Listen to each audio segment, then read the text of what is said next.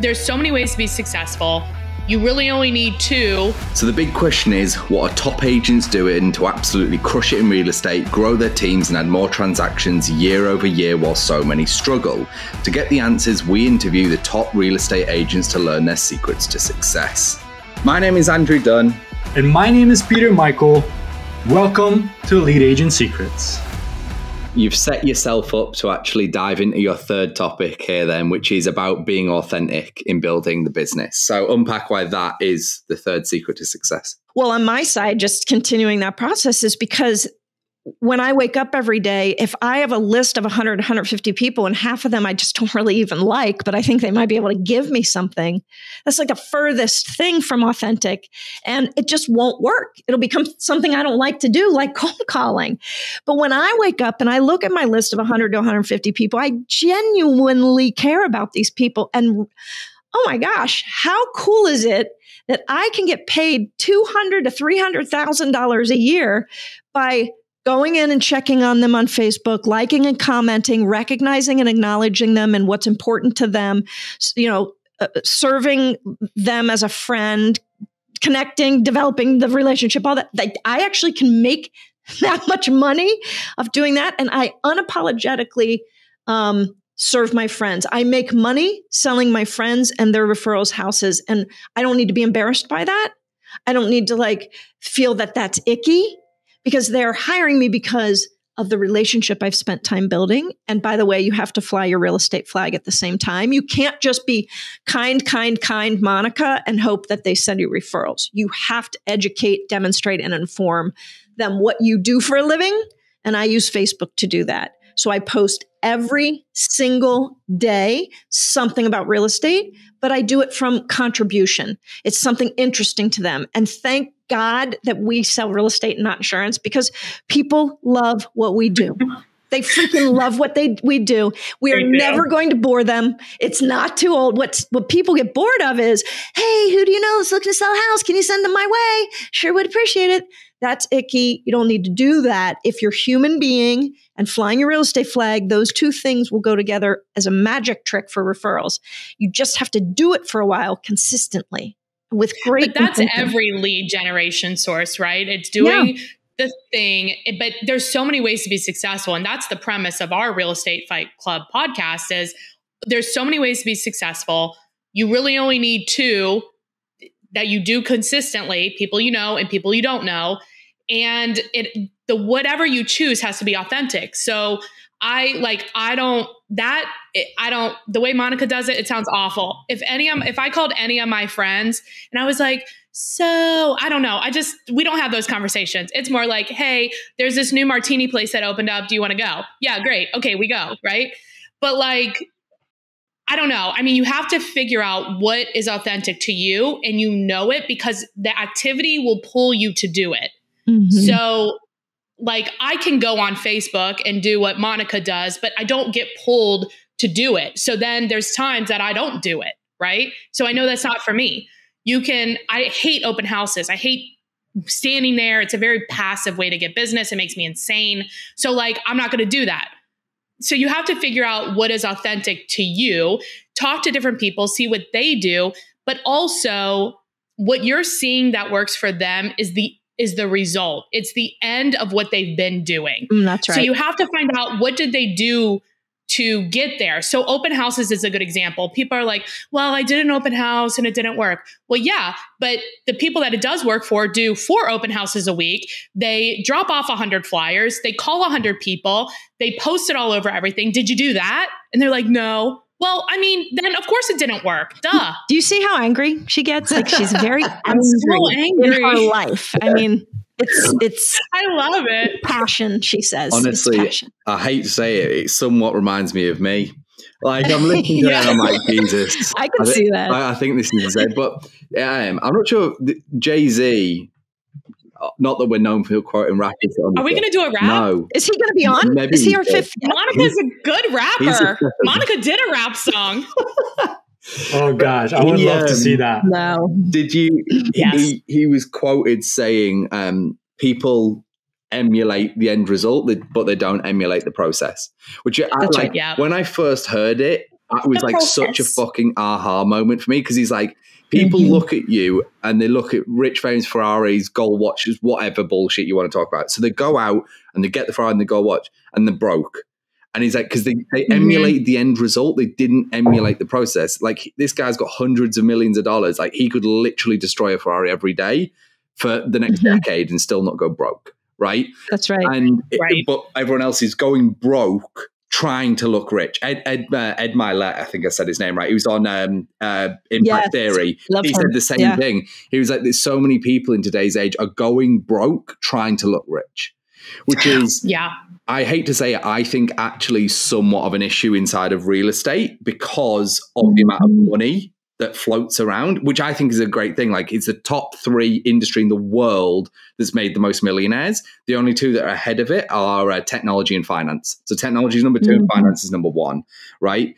And yet, but real estate has been like the most sustaining one. Well, the thing about real estate is there's no barrier to entry.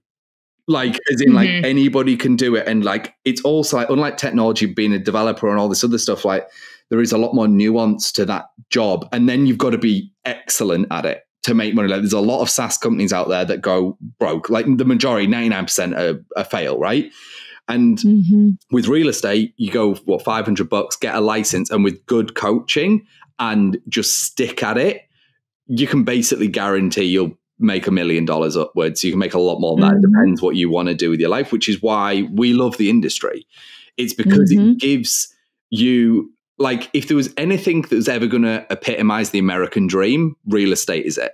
If there was an industry, and yet 85% of people, at least, 85% of people that get their license are out in 3 years. Yeah. Well, I think they're out within the first 12 months. Yeah, it's in a year. But here's the theory on that, and I've spoken about this a bunch.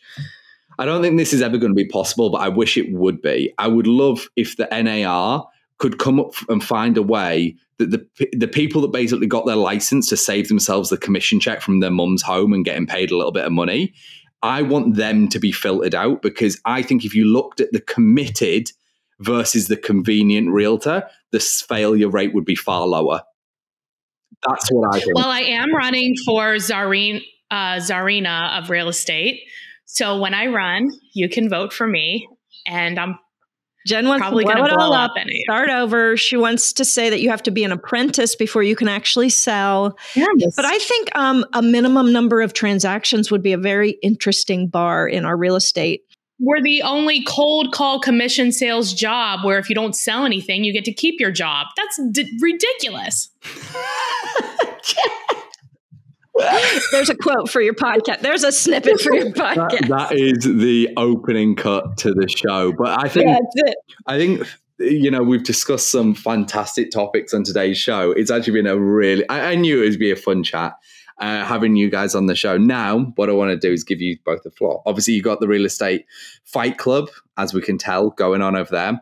But if people want to learn more, whatever you got going on, I know Monica said you do a bit of coaching and all that good stuff. So I guess, Jen, you can go first. But if people want to reach out, phone, email, socials, website, let the people know how they can get in touch. So I'm Jennifer Mertland on all socials, and I just got a TikTok channel, and our Real Estate Fight Club just got a TikTok channel. We're excited about that. Yeah, TikTok. We're over 40 doing TikTok, which is always interesting. Lovely. Or if you want to call or text, it's 513-400-1691. And that's also my WhatsApp if you have international people.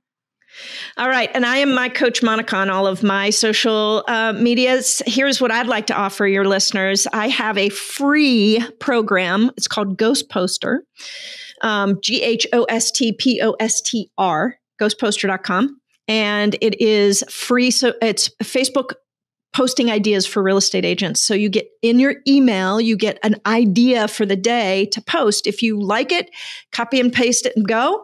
If you don't, then go into the library of over 600 different posting ideas by category. My point is, I don't want the excuse of agents, I don't know what to post. I never want that to stop you from flying your real estate flag. So I'm going to help you with that. It's totally free. There's nothing to buy ever. There's no elevated version of it. It's just free. So go to ghostposter.com, sign up, join the Facebook page, and then you'll start getting your emails every day, Monday through Friday. That is insane. That sounds so sick. Like we've discussed a lot about people saying, well, what do I post? That's amazing. Everyone listening, if you don't go and download that, like, what are you doing?